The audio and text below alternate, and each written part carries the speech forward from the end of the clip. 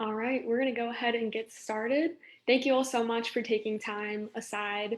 If you're in the Eastern time zone, thank you for getting up. If you're in Pacific time zone, thank you for getting up so early for us. We really appreciate it. Wherever you are, we appreciate you taking the time out of your day to listen to what we have to say.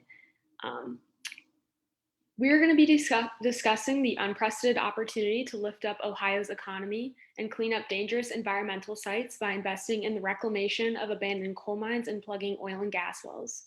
My name is Juliana Disher, and I'm the methane campaign contractor for the Ohio Environmental Council. During today's conversation, we'll be hearing from Ted Bettner from Ohio River Valley Institute, Marissa Lotzenheiser from Rural Action, and Dana Kuhnlein from ReImagine Appalachia.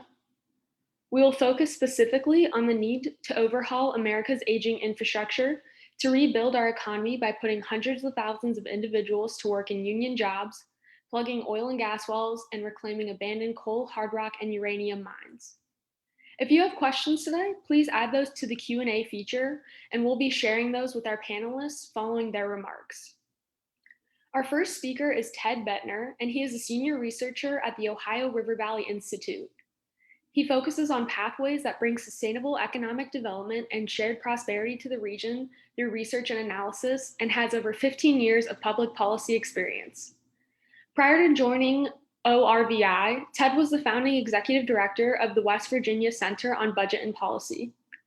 I'll now turn it over to Ted to discuss recent ORVI reports covering the opportunity to address the environmental and public health issues of abandoned mine lands and orphan wells, which would create over 30,000 well-paying local jobs in the region. Great, thank you so much. It's a pleasure to be here. I'm gonna share my screen with some slides, hopefully. Can everybody see those well? Good. Okay, what I'd like to talk about today too is cleaning up hazardous orphan and abandoned gas wells in Ohio. We've done two reports over the last couple months that have one focused on abandoned mine lands and estimating what the total cleanup of that was in Appalachia and the country as a whole. And also we looked at specifically cleaning up hazardous orphan and abandoned gas wells in the Ohio River Valley states of Kentucky, West Virginia, Ohio, and Pennsylvania. This was the report that came out. And these unplugged abandoned oil and gas wells can pose significant health, safety, and environmental problems, including hazardous waste that contaminates water supplies, greenhouse gases that contribute to climate change, and that can lower property values. In some cases, the wells, some of these, there have been explosions. There are also significant unfunded liabilities associated with unplugged oil and gas wells in the region. And the bonding requirements on the wells over the last, since modern regulations taken place, is wholly inadequate to deal with the issue. So what I'd like to do is to sort of first, the report looked at all four states, and I'm going to try to talk a little more in depth about Ohio in the time that I do have to talk about that. But the report looked at the number of abandoned oil and gas wells that could be plugged throughout the region. And it also looked at the estimated cost to plug and restore those wells.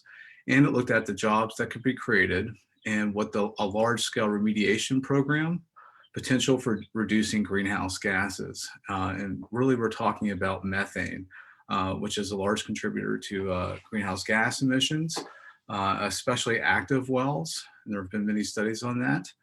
Methane is about 80 times as potent as carbon dioxide over a 20-year period.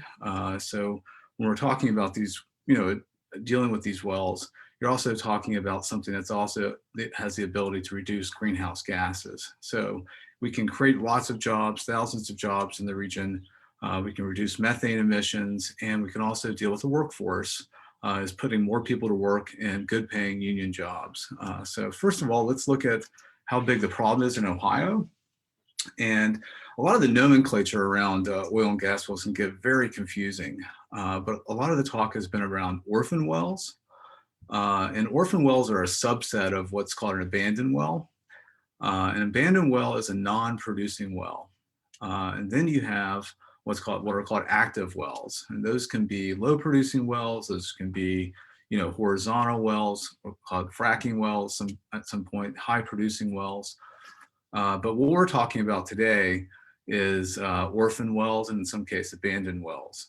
And orphan wells do not have an owner, and they could have been orphaned last year. They could have been orphaned 100 years ago or 120 years ago.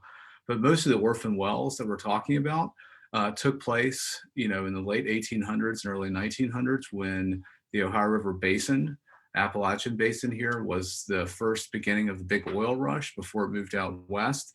And that is why we have more orphan wells in this region than any other state in the country, because this is where it all started. And there was no modern regulations on these wells in the beginning. There was very little plugging regulation in the states of how to plug them. The standards really didn't come to place until the 1950s. So what's happened over the course of that time is there's thousands and thousands of abandoned wells that are all over farms. They can be near schools. They can be in downtown areas. They can be in new residential places in separate counties. But when we look at Ohio too, you can see like the estimates there. So we estimated that there's about 160,000 unplugged abandoned oil and gas wells in Ohio. The Ohio, orphan well program in Ohio estimates they have about only 910 orphan wells, but they say there also could be as many as about 35,000 other orphan wells that are undocumented that they don't know about. But there have been several studies in this region of the states, and the numbers that we do have are just a tiny drop of what's probably out there, what needs to happen. And this next is a map. You can sort of see the way the wells are spread out in the region as well. And Ohio has a tremendous amount of them. So we estimated there's about 158,000. Ted Ock and Matt Kelso did this through Frac Checker. But we also looked at the entire region, which is about 538,000 unplugged abandoned wells in the region that will need to be plugged at some point. And we also looked at the cost. So typical well cost for plugging varies dramatically by the depth of the well, the contract size, the geology, the terrain, and most of all, the depth is the big one. And what the well is around, if it's in a residential neighborhood, whether it's on top of a mountain and you have to build a road to get up there to plug it, all of these things factor in. And when you look at Ohio, actually, Ohio has some of the highest well plugging costs of any state in the country. Our estimates were the average was about $85,000 per well. The median cost was about $85,000. The average was actually about $110,000 last year. And Ohio actually has one of the larger orphan well programs that's funded throughout the United States. But altogether, in the United States, only about $54 million was spent in 2018 plugging wells. So they're drastically underfunded, and we know that there are hundreds of thousands, if not millions, of unplugged oil and gas wells around the country that need to be addressed. And Ohio would significantly benefit from a program like this because it would also help create jobs and also bring money into economically distressed areas. So when you looked at that map at Ohio where all of these wells are, many of these are in very distressed counties that have higher unemployment, just are economically distressed in various ways. So when we looked at our study, we found that if we plugged all of those 159,000 wells, the total plugging cost would be about $14 billion, which that is a lot of money to do that. But it would also, in the process, if we did this, it would also create lots of jobs. So when we looked at Ohio, we're looking at if we actually did a program to address the entire amount of wells that need to be plugged in the region, which would be about $25 billion. But for Ohio, that would create about over 8,000 jobs per year over 10 years. So if we did this over a decade, and that's a lot of jobs, especially in these economically distressed areas. And these jobs can pay above average wages if they're done right. But also it has lots of other benefits too, about increasing property values, cleaning up these sites that can be hazardous, improving the air quality, improving water quality, because some of these wells are contaminating underground and above ground water supplies, and also improving economic development as well. But in terms of carbon emissions too, if we, based on an average of about 0.313 tons per unplugged abandoned well, you arrive at about a CO2 emission reduction of about 21.3 million metric tons using a discount rate of about, I think we used one about 2.5%, looking over the lifetime of the well. So that's a significant amount of carbon reduction as well. And that really factors into the discussion that we're seeing at the federal level about this issue. And there have been several bills at the federal level to deal with this issue. And some of them have pretty broad bipartisan support and to deal with this. Just recently, there was a bipartisan infrastructure plan that included about 16 billion that could address this. But there's a summary of one of the bills. It's called the ReGrow Act of 2021. And that would provide, based on our estimates, when we look at Ohio, sorry to go through the slides a little bit, I know I'm running out of time. Ohio, just based on the orphan wells that they do have, we probably see about 63 to 57 million. But since they have so many other wells out there that are undocumented, the chances are that the Ohio Orphan Well Program would go out of their way to begin to document more wells. So it could bring, hundreds of millions of dollars potentially to Ohio to plug these wells and create hundreds, if not thousands, of jobs, over the next decade. There's several other bills too. There's also one by Representative Fernandez that's about $8 billion that would give to states and tribes and also the federal government. But we know over the long run, to really deal with this issue, you're going to have to deal with all of these wells, because even when we're talking 4.5 billion, 8 billion, the total amount just to deal with the estimated 2.1 unplugged abandoned wells that the EPA estimates, you're looking at least 64 billion. And some estimates are as high as $280 billion in the United States to deal with all of the wells. And the most important part is when you're dealing with orphan wells, we don't know who the owners are. It could have been 100 years ago, could have been 20 years ago. And we have current wells too that we have to deal with. And our recommendation is that the best thing to do is to actually, have a small per unit fee on oil and gas production to deal with that, because the bonding is just wholly inadequate to deal with the issue. And states are very unlikely to reform their bonding in a way that can adequately meet the problem ahead. Thanks. Thank you so much, Ted, for that insight. Again, I just want to remind everyone that if you have questions, please use our Q&A feature. We will now hear remarks from Marissa Lotzenheiser. Marissa is a program director with Rural Action, a region nonprofit organization working through Appalachian, Ohio. She works to help build resilient and vibrant communities that have healthy waterways and engage residents. Her varied experiences include extensive water quality monitoring and reporting, as well as advocating for local, state, and federal policies to promote a just transition for communities impacted by changing economic and energy systems. Today, Marissa will be highlighting the innovative work happening in Ohio to reclaim abandoned mine lands, transitioning them from an environmental burden to an economic opportunity. Marissa, the floor is now yours. Thank you very much, Juliana. I'm happy to be with you today. I'm trying to pull up my screen. Can everyone see my PowerPoint? All right, good. So thank you for that introduction. My name is Marissa Lotzenheiser. I work with Rural Action. We are a nonprofit membership-based organization working throughout Appalachian, Ohio. Our mission is really focused on building a just economy by focusing on 3 sectors: environmental, social, and economic sustainability. We work throughout the region, and you can see on that map, the Appalachian region of Ohio is highlighted in orange, and our offices locations are generally those green dots. I am focused on the northern Forest and Carroll counties. Ohio has had a history of an extractives-based economy ever since the state was developed. Coal mining started in the state in 1800 in Jefferson County, and since then there have been over 1 million acres. When you take both surface and underground acres into consideration, over 1 million acres that have been impacted by coal mining. Most of that mining was pre-federal regulations. The term abandoned mine lands has a legal definition of mines that were operated and abandoned prior to 1977. In addition to coal mining, has been a host of other economic industries that have been focused on extractive practices. Those include timbering, sand and gravel mining, salt mining, fur trapping, and oil and gas as well.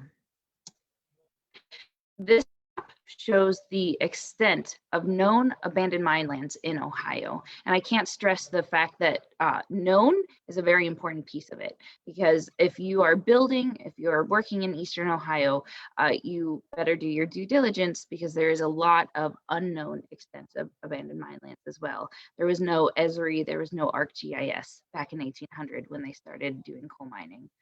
So this shows that the extent is really expansive. We have coal mines all the way up almost to the lake in Lake County, Geauga County, and then all the way south to Lawrence and Gallia counties as well. I work again in Tuscarawas and Carroll counties, and you can see it really is the Appalachian region that is most impacted by this continuing legacy. The everyday impacts of abandoned mine lands that residents in the Appalachian region have to deal with include a number of hazards. I'm going to go through a few of them. The top left shows a gob, a spoil pile. This is the unsellable coal that would not have been profitable. So we're left in giant piles that cannot support plants growing on them, are highly erosive and add sedimentation to our streams, and really are a detriment to property values in the region. The bottom photo is actually the site of one of our newest abandoned mine land reclamation projects. So see what it looks like now, and later in the presentation, I'll talk about its redevelopment. Abandoned buildings, and especially machinery, are oftentimes referred to as attractive nuisances because of how much people like to go in them and do things that they should not do. This really can become a blight issue and hinder development in the region. And then also, with 1 million affected acres, you're going to have residential buildings, commercial buildings built on top of underground mining. This photo in the top right corner is actually from my home county, Tuscarawas County, and it shows a residence that as underground mines collapse and shift, the buildings on top of the ground also can collapse and shift. So this is a home that had to be evacuated. It was no longer stable and safe to be inside. Continuing with some of the hazards that really can hinder development, both of these photos showcase a site that's actually open to the public right now. The top left photo might not seem like anything, and that is one of the most dangerous features of it. The pipe that you see inside the circle is actually an open air shaft that goes who knows how deep. And animals, wildlife, people, all of that can fall into it and be really harmed if not killed. The bottom photo shows a mine opening, a mine portal that would have entered into a drift mine. It's since been flooded, but these openings have a host of environmental and safety concerns that really make them dangerous for the people who live, recreate, and work around them. And then, in addition to all of the man-made impacts of abandoned mine lands, we also have the environmental consequences. So acid mine drainage is extensive throughout Ohio. There are over 1,300 miles of streams that are polluted by this really heavy metals, very acidic pollution that comes in and really can kill all of the fish and the wildlife in the stream itself. So this has been the focus of rural action for the last 20 years, has been identifying the most polluted acid mine drainage streams and then remediating them so that they can once again sustain life.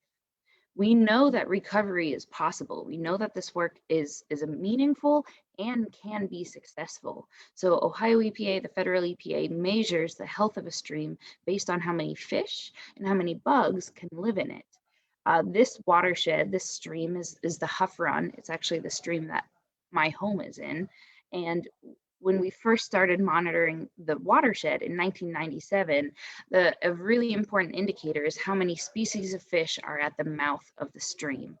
It should be the most biodiverse because that's where it connects to the next stream and has a lot of fish inflow. In Huff Run, we only had one species of fish, a really pollution tolerant species. Since then, every year since, we've been implementing acid mine drainage projects, we've been doing abandoned mine land reclamation, and every year since 1997, you can see an increase in the number of species recorded at the mouth. We know that this work is successful. Now we just need to invest in it to continue it. These next few slides are going to show just the beginnings of how we are starting to look at abandoned mine lands, not only as a hazard, but as an actual asset to this region that can be reversed. So this photo shows the Wellston Recreational Complex. It is down in far southern Ohio. This shows that it was a youth sports complex with lots of baseball fields and softball fields, and it butted right up against flooded mining impoundments. You better not have hit a home run because you wouldn't get your ball back. Residents were forced to park right next to these really dangerous ponds. They were forced to park on a busy state route because they were so squeezed tight in there. The state, so the Department of Natural Resources, through the Abandoned Mine Land Economic Revitalization Program, has received federal dollars that help prioritize abandoned mine land projects that also will have an economic impact.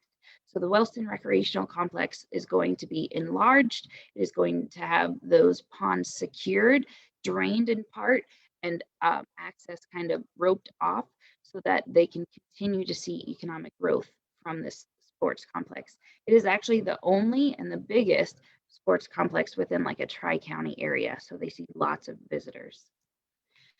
This is another really neat site. You would not expect to see giraffes and rhinoceroses wandering around eastern Ohio, but the Wilds, which is managed by the Columbus Zoo, is actually North America's largest wildlife conservation area. There's over 10,000 acres where animals have like a safari-like environment to live in. This picture on the left shows what the site looked like in the late 60s, early 70s, when it was still being actively surface mined. You can actually see one of their large dragline machinery bits right in the middle. The site looks like what it does now on the right, and you can see the same dam below the red arrow. That dam was collapsing, risking one of the main access points to the site. If it would have collapsed, it would have cut off access to the wilds, and it would have imperiled over 220 jobs that site directly supports. So the Department of Natural Resources has come in and stabilized that dam, ensured long-term access to the wilds. The final one, I believe, is the Bailey's Trail System. This is really working out to become a jewel of Appalachian Ohio. It's going to be completed in 3 phases. When done, it'll be 88 miles of interconnected mountain biking, trail running, and hiking trail that will cost over $7 million. The abandoned mine land grant was awarded for almost $2 million because many of these trails are directly adjacent to some of the hazards that you saw earlier, the open mine voids, gob piles, subsidence holes. This project in and of itself is expected to bring tens of millions of dollars into the Athens County economy. And we actually just had a ribbon cutting on it earlier this week. So that bottom photo shows the Department of Natural Resources Director, Mary Mertz, in the center, along with our CEO, Debbie Phillips, and a host of other community partners that are making this project happen. This is the site that you saw earlier with the decrepit buildings. Those buildings are now gone, and they are a trailhead with public restrooms, parking, in a much secured environment. Abandoned mine land reclamation is environmental justice. You can see the Appalachian region is outlined in a black line. 9 of the counties in Ohio have over 20% poverty rate. All of them are Appalachian. The 15 counties with the highest percentage of poor and near poor people are also in the Appalachian region. Coal mining areas of our region nationally have higher mortality rates, and legacy mining can continue to impact groundwater and drinking water aquifers. All of these problems can be reversed. We simply need an investment in jobs and an investment in funds to realize them. As I said, my name is Marissa Lotzenheiser. This is my contact information. There are 2 pending bills that really would address and really would give a chance for this region to continuously realize these success stories. Reauthorization of the Surface Mining Control and Reclamation Act is coming up, due in September, as well as Reclaim, which would prioritize reclamation of projects that have the most economic development potential. I believe Dana is going to speak to them a little bit more next, but if anyone has any questions, please don't hesitate to reach out. Thank you. Thank you so much, Marissa, for covering that history. The pictures definitely help tell the story of the dangers, but also the potential for the region. Our final speaker is Dana Kuhnlein. Dana is a campaign manager for ReImagine Appalachia. She's been working at the intersection of environmental health and economic development for over a decade across Appalachia. She will cover ReImagine Appalachia's recent report on the importance of ensuring that investments in our region to adapt our economy to our global energy shift create good jobs. Their studies estimate that a robust Appalachian climate infrastructure plan could create 235,000 jobs in Ohio alone. Dana, the floor is yours. Great, and I hope the floor is stable because my internet has been very rude this morning, which is very unusual. Though I always say it's a good advertisement for the investments in broadband this region needs to see. So just text me if I disappear. I'm going to try and screen share, and hopefully it doesn't create a larger problem, but I can, if it's messy, I can also do my presentation without screen sharing. So let's do it. See how it goes.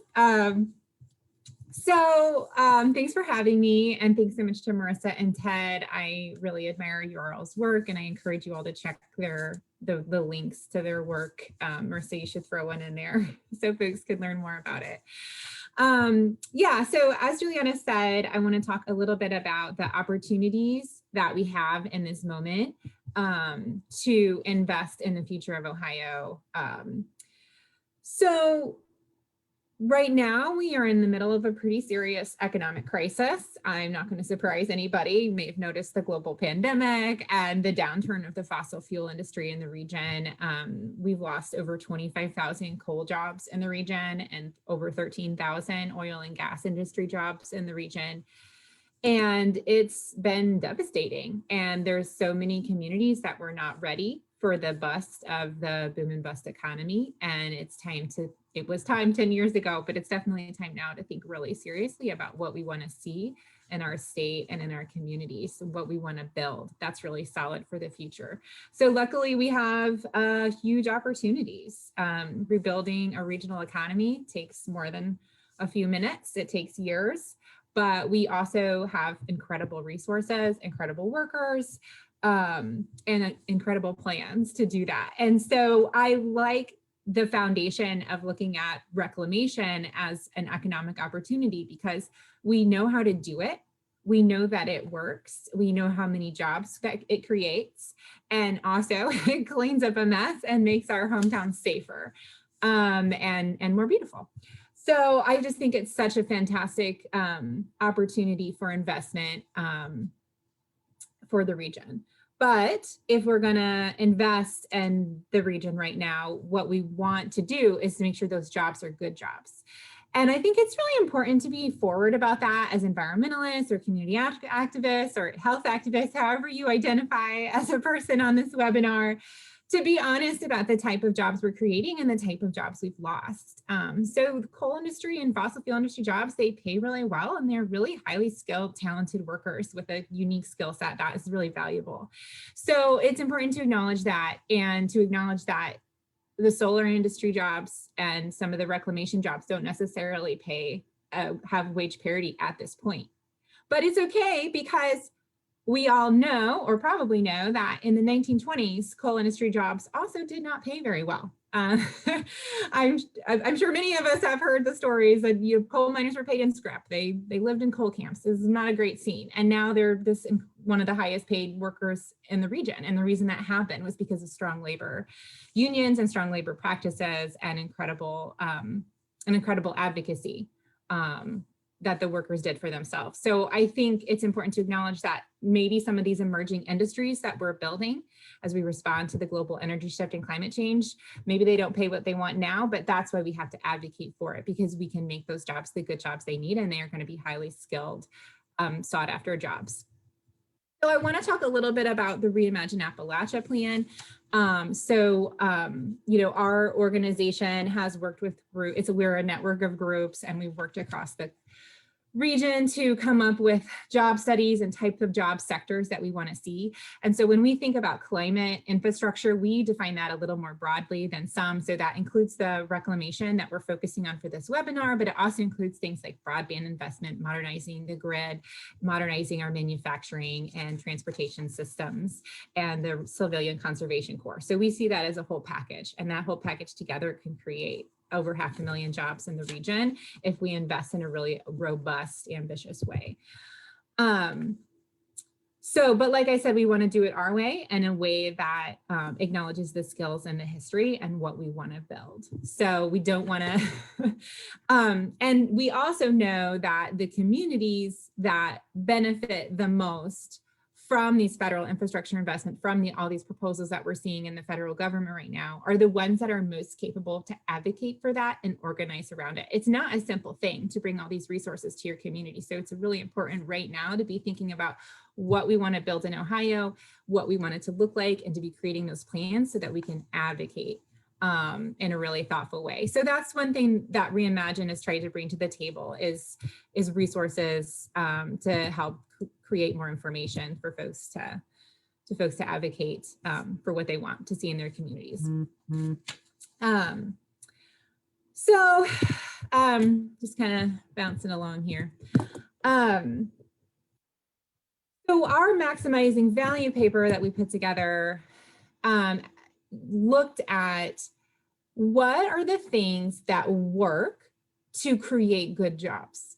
And so we looked around the country and around the region for case studies, and I'll drop that link in a bit if you want to see those case studies in detail. I'm not going to talk about too many of them right now, but we looked around the country to see what are the policies that work to make sure that the jobs are created through federal investment are good jobs that benefit the community and also benefit the people who have been hit the first and worst by our economic issues. And one of my colleagues is fond of saying that if we don't tend to the frayed edges of a blanket, the whole blanket is compromised. And I think it's the same. If we don't think about the communities that are hardest hit in our society, then we are putting all of our society at risk for continued issues. So I just can't underscore enough how important I think that these investments are.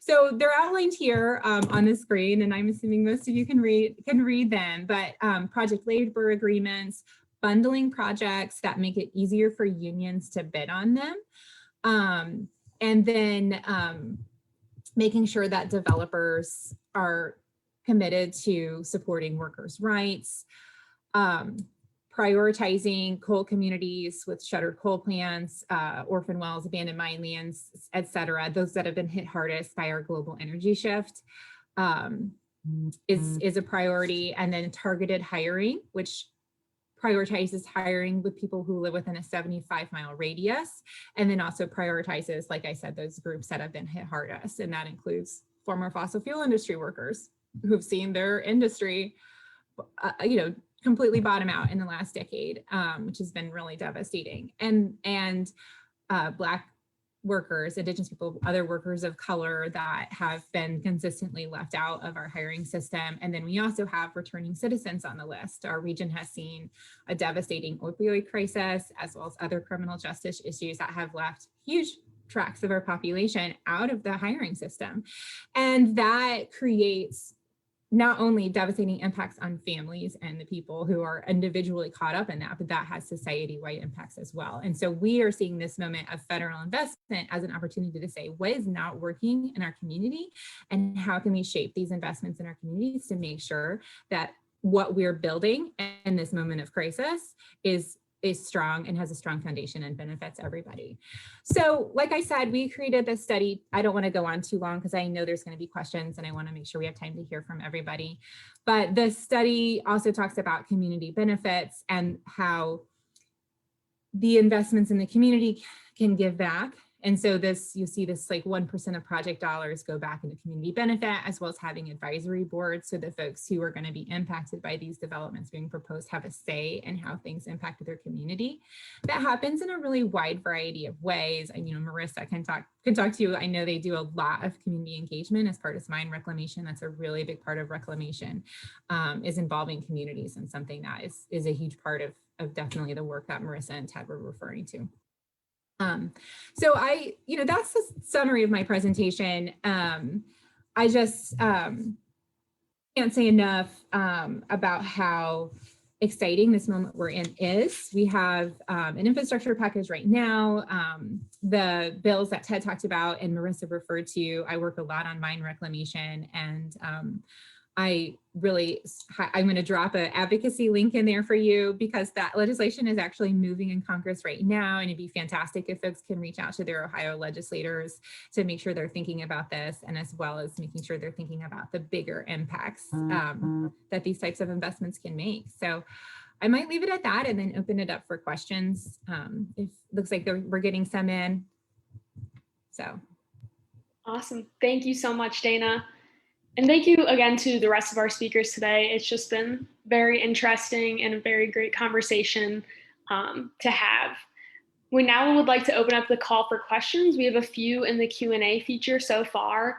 Just a reminder, feel free to use the chat or the Q&A feature to send us your questions, because we have 3 great speakers here who are happy to provide their input. And if we don't have time for all of the questions today, we will be available for follow-up after, so we'll make sure that we reach out to you. The first question that we have is, in Washington County, Ohio, there is a huge number of injection wells for fracking waste coming from natural gas wells in Ohio, West Virginia, and Pennsylvania. There are spills and other environmental hazards created by activity around these wells. What can we offer as economic alternatives to this harmful activity? And I'll just open up this question to the group if anyone has any insight that they'd like to share. I can take a first stab at it, and Ted and Dana, please feel free to add on. One of the pieces of information that we oftentimes don't talk about is just the quick shifts that are happening in our employment trends in the state of Ohio. Many of our abandoned mine land reclamation projects have now started focusing on outdoor recreation, and that's a very purposeful shift. Outdoor recreation as a whole nationally contributes $887 billion. And in Ohio specifically, there are over $24 billion annually spent in consumer spending on outdoor recreation. There are 215,000 jobs just in our state supported in outdoor recreation. That's more than is right now employed doing auto manufacturing. This is a really big growing employment sector. And now we need to invest and make sure that these jobs are very well paid and very well supported. A single focus on one industry is what got this region kind of in the mess that we are in right now. Whatever our future looks like, it has to include diversified economic development. I would just encourage everyone on here to get involved with your local economic development districts. A lot of them have community-wide or county-wide plans of where to put business development investments. Make sure that you let them know that you want to recognize these growing businesses and growing sectors, because it really is impactful when you get down to a local level.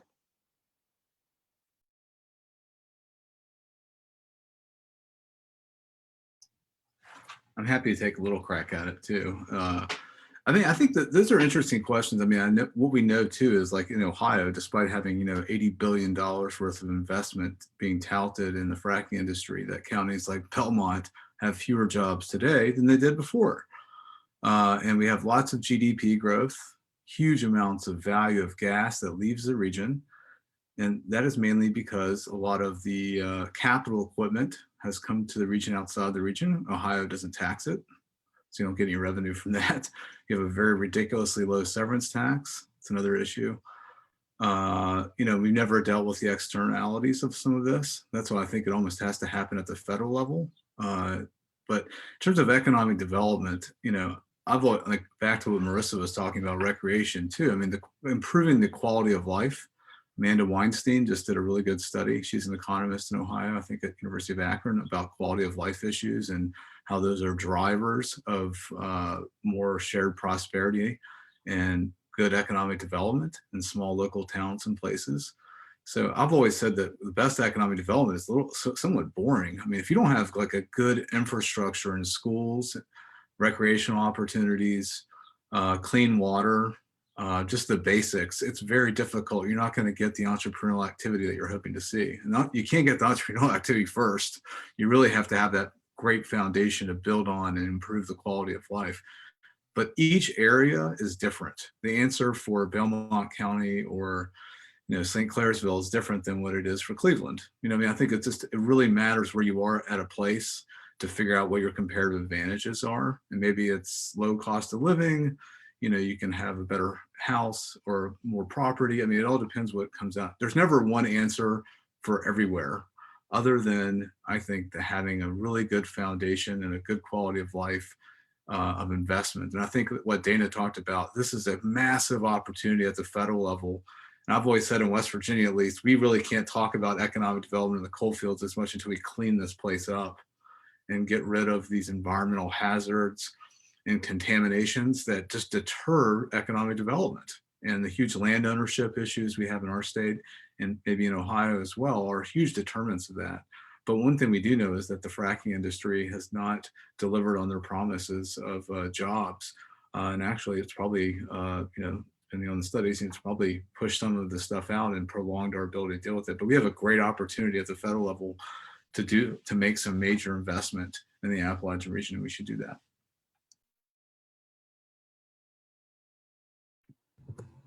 I think they summed it up perfectly. So I think it does start with the broader infrastructure as well. I mean, I think cleaning it up, the reclamation is definitely a foundation of economic prosperity, and then also the nuts and bolts stuff, which again is, as Marissa said, is an opportunity to get involved in local government and encourage that. We actually, I'll drop it in, but ReImagine Appalachia actually has a local government initiative because we see that those local governments as such an important foundation of the type of advocacy and change that we're talking about. So I'll drop that in there if that's really interesting to folks.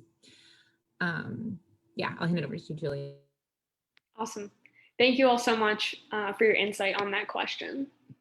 Next question is for Ted, but if anyone else had any insight they'd like to add as well, you're obviously welcome to, and we value what you have to say. Could you talk more about what we need to do now with currently active wells so that taxpayers are not stuck with cleanup? Yeah, I mean, sort of have pessimism of the intellect, optimism of the will a little bit. Yeah, I mean, we know what's happened. I mean, we've, like in the study that I linked earlier, when you looked at Ohio and these other states, I mean, the bonding amount is just a small fraction of the cost. We're talking, it can be, less than 1%, according to Carbon Tracker's report that they did last year in Ohio, less than 1% of the total cost to plug all of the wells and remediate them in that area. And we're not even talking about the infrastructure of the gas too. That's a whole nother topic to talk about, all the pipes and things like that as well.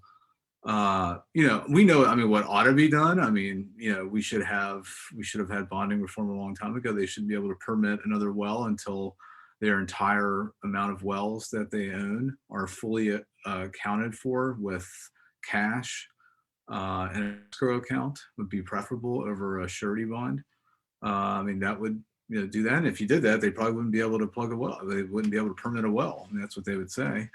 But the problem is too, is that the amount is so much, billions of dollars, that if they try to go out and get a bond for those wells, I seriously doubt an insurance or a company that sells these, are going to give them that, because they don't, the companies are, we know all of the bankruptcies that have happened over the last couple of years. So that's a huge issue. And that's why I keep coming back to the issue that the real answer to this, there's some real idealistic answers. And, I think the real answer is to do a little bit sort of what we did with the AML program, at least for the abandoned and orphan wells, in terms of having a production fee, putting that into a fund and addressing it at the federal level and creating a national inventory. Because one thing that comes back to this problem is once you plug a well, that's not it. It's not done. You have to monitor that well forever because cement cracks.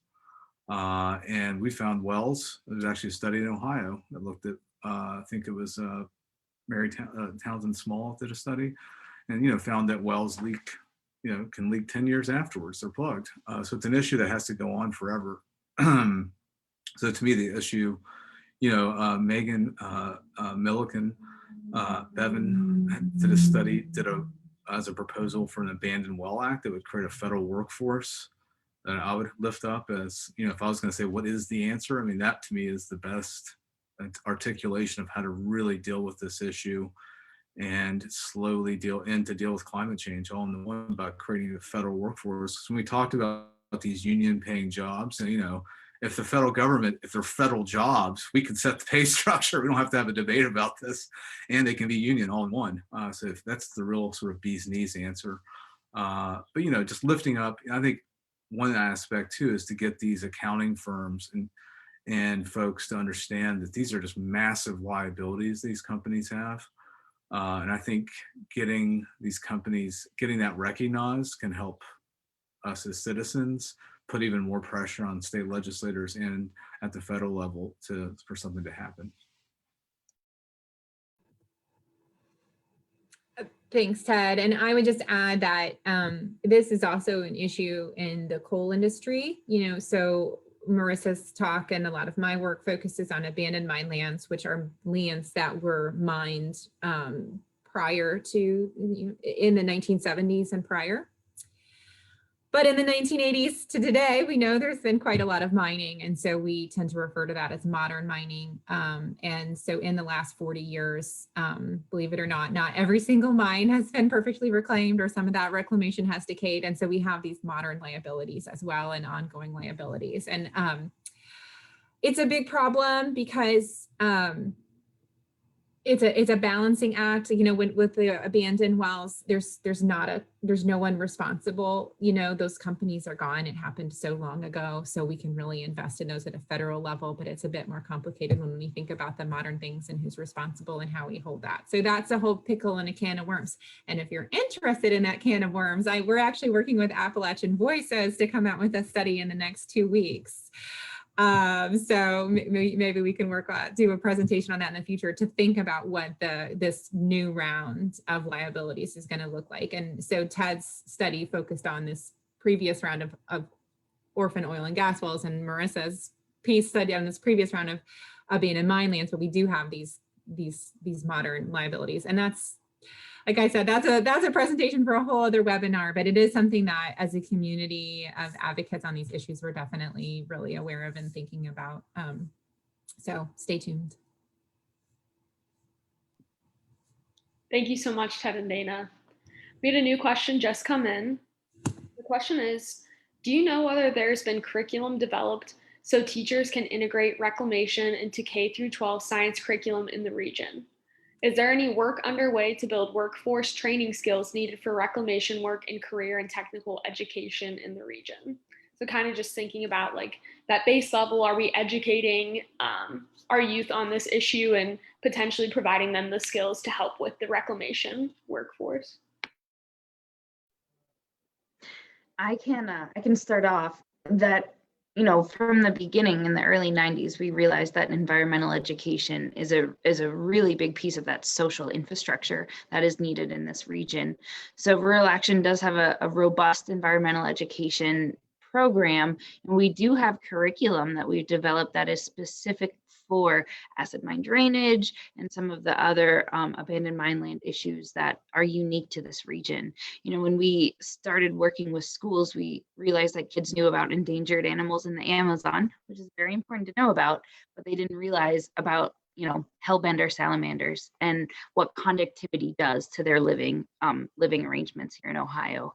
So we have invested in that environmental education, and I'll try to send a link to our program page. And then the other piece is workforce development. And we recognize that also early on. Many of these jobs are highly skilled and they don't always require a college degree. So Rural Action has the largest environmentally focused AmeriCorps National Service Program in the state of Ohio. So next year we'll have 40 mainly young people that dedicate a year of their life to national service, really getting those hands-on experiences that will position them very well to go on to careers at Ohio EPA, at the Department of Natural Resources, and then also in the private sector in these consulting firms. And then more recently, we've started investing in a high school internship program. People don't normally think about workforce training with high schoolers, but with the right skills and with the right background, you can, without a college degree, be making way more money than me, right, with these construction positions. So we have started setting high schoolers up with paid internships. So they commit to 40 to 80 hours of job shadowing, skill building, internship service while they are in high school still. They earn a living stipend, and then they graduate with that social network that we've realized is so important for getting jobs, because when it comes down to it, you need to have marketable skills and you need to know people in your industry. So we've started doing that with high schoolers so that we can build that ladder of opportunity for this region. So I think that the people are here, the skill set is here. Now we just need to make sure that the jobs are here for our region. Yeah, I'm so inspired by Rural Action's work. I also dropped in a link to one of our partners in Pennsylvania. They have some environmental education resources as well. I can't wait to see what Marissa shares. I would just say that, one of the pieces of legislation that's really interesting to me at a federal level is the Civilian Conservation Corps.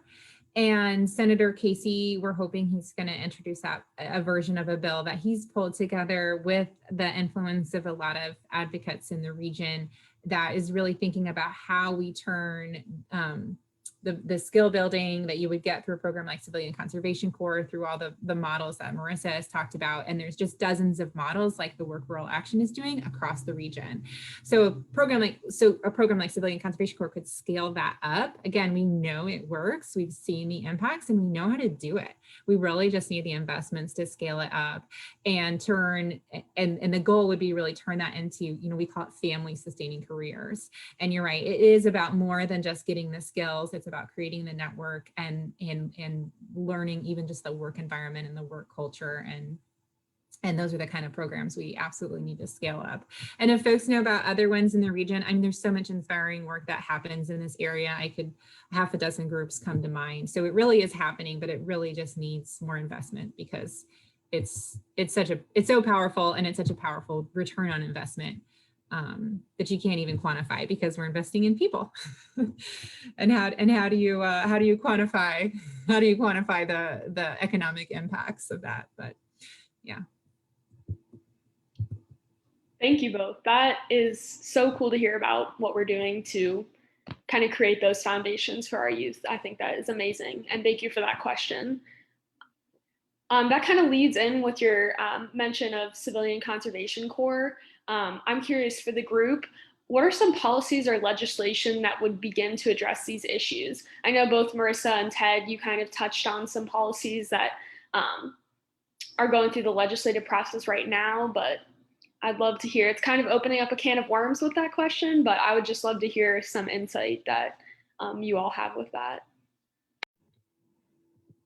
So my policy focus is federal policy. So I don't know as much about Ohio state level. So I would defer to Juliana on that. But at the federal level, as Marissa noted, we have some incredibly important bills, the Reclaim Act and the Abandoned Mine Land Reauthorization Act, and it's definitely worth a pitch. So the Abandoned Mine Land Program that is funding so much of the work that Marissa is doing is funded through a small fee on coal that's mined, and that fee and the whole program needs to be reauthorized by September 30th, or it will no longer continue. So it's actually incredibly urgent that our legislators move this forward. We're excited that Senator Manchin in the Senate has been a champion on this issue, as well as Senator Brown from Ohio is a champion on this. And so I dropped a link in above to reach out to your House legislators to encourage them to support that. So the abandoned mine land is the base foundation for our abandoned mine land program. And as Ted said, it'd be amazing to see a program like that developed for orphan and gas wells as well, because that just allows us to have an ability to address these issues. But the program's not funded as much as it needs to be. And so what happens is we end up chasing landslides, chasing disasters, chasing crises, a lot of like what Marissa mentioned, a house is sinking into the ground. You know, people are in physical danger of being harmed from these issues. And what we don't get as much opportunity to do is to look around our community and say, this is an eyesore, this is dangerous, we don't like it, and we could build something better. And so we have, what we would like to see is investment in a program called the Reclaim Act, which would have an economic nexus that we'd be able to look at sites like what Marissa is saying with those ball fields where you hit a home run and it goes into a dangerous slurry pit full of poison. How can we improve that? So I've slightly exaggerated the situation, Marissa, but so we really need to hit it from both angles. And so one of the things we're also asking for is an influx in money, even beyond the AML program and the Reclaim Act, of just to really invest in these programs so we can be forward thinking. And so that's one. And then the CCC bill, like I said, I think it's coming out soon, but the Civilian Conservation Corps is a really exciting opportunity to do, and the program, as I understand it's going to be presented, would be prioritizing low-income communities and other people that have been historically left out of the employment. And then it would also be targeting, as far as the development and who benefits, environmental justice communities and other communities that are disproportionately struggling with the shifts that we've seen. So those are two or three that come to mind. And like I said, I have that advocacy link and I can drop it back in. And I defer to Marissa and Ted on other policies they would support. I don't have any new ones, but I'll just add, you know, the reauthorization of SMACRA, the reauthorization of the Surface Mining Control and Reclamation Act, it needs to be done by September, because many of the strides that we've made are in jeopardy of not continuing. The acid mine drainage projects in particular, they require ongoing maintenance and ongoing investment. You know, we have to continue buying lime, put in dosers, or else the fish will die again and the stream will revert back to its polluted self.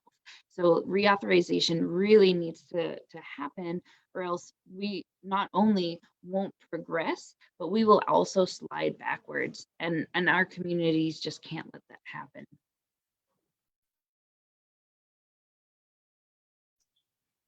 Yeah, the only thing I would add in one of the links I put in the chat, I believe, post, there's a couple bills. I mean, there's the Regrow Act, which has bipartisan support. And there's also the Fernandez bill, which is the Orphan Well Cleanup and Jobs Act. And the link, and then in the post I put in there, there's links to all of the bills as well. You know, one has about 8 billion, the other one has close to 5 billion. But the interesting thing, I think, and the interest in this work too has been pretty astounding. The fact that even through like these bipartisan negotiations, who knows what's going to actually happen at some level. But both of these things on AML, cleaning up orphan wells, have survived all of these. You know, when the infrastructure plan was first announced by American Jobs Plan by President Biden, it was like $2.2 trillion, and they keep making it lower. You know, but what's interesting is both these aspects of both these projects have remained intact in the negotiations, which I think is a testament to all the work that's being done in the region to lift these things up.